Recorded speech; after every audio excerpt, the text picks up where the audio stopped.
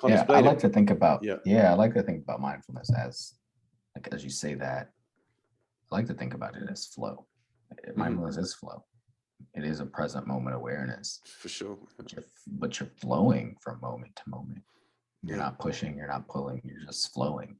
And when you can get to those places, right, when you can, there's different states that you can reach in practicing and being a practitioner, right?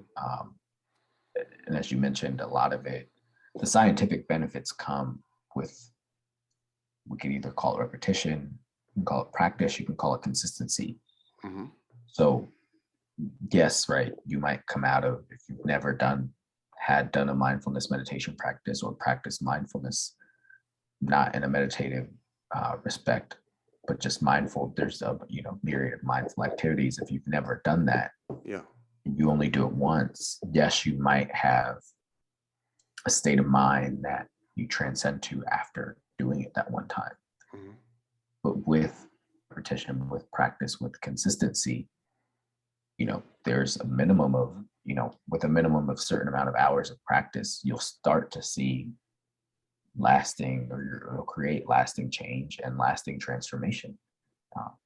These guys that wrote this amazing book talk about specifically with like the practice of metta and compassion, with as little as 7 to 8 hours of practice in metta or loving kindness. The loving kindness one, right, you can start to see, you can move in your life with a more open heart.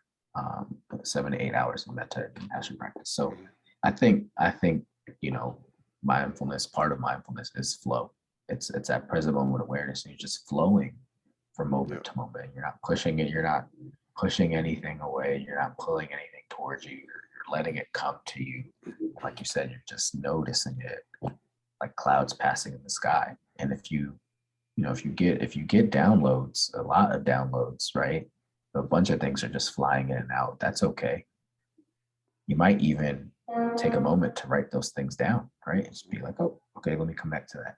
If you have a short attention span, if you have if you think that you're going to forget things quickly, right, you could just pause and be like, okay, write this down.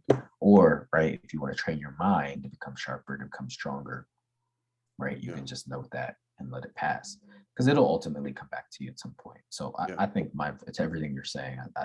I like to think of mindfulness as flow. If we talk specifically about creativity, I personally think, I look at how it's impacted my life, and part of me wanting to get qualified to do that is to be able to help the creative community, in addition to the work that I was already doing with their strategy and branding stuff and all the things creatives need to grow.